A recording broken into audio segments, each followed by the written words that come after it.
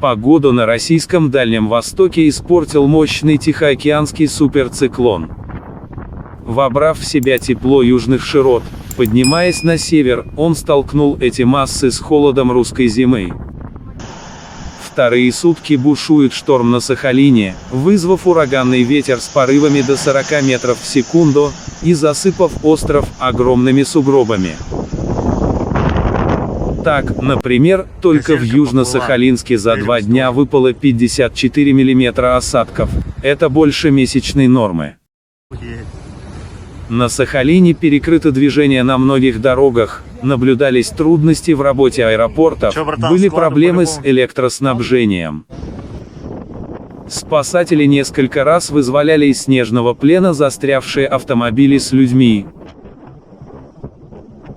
А в некоторых местах дома завалило снегом до окон 2-го этажа.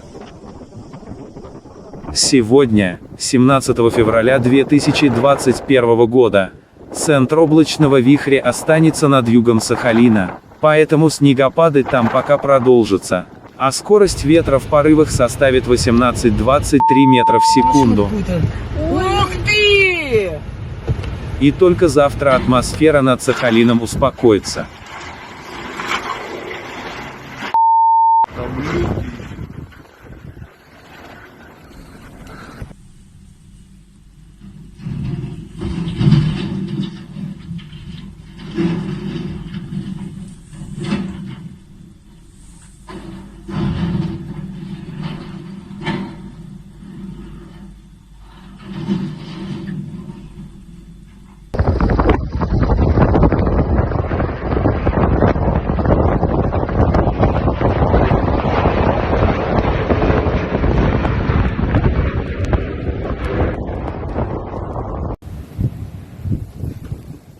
Кошмар, уже 10 часов еще не утихает.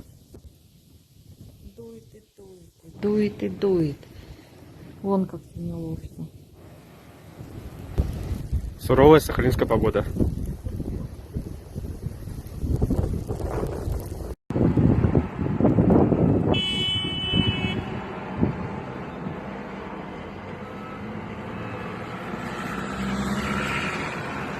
Я сейчас пытаюсь откопать окно.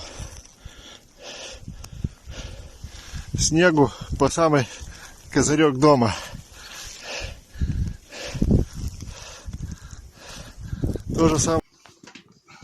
Вот дедушка чистит окно. Окно в Европу. Вот так вот у нас замело, видишь? В Сахалинской области машина скорой помощи попала в снежную лавину.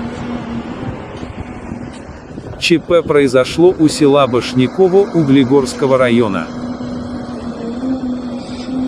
Автомобиль застрял в снегу, водитель и фельдшер вызвали помощь и вышли наружу. В это время сошла лавина, и люди чудом не пострадали. Привет.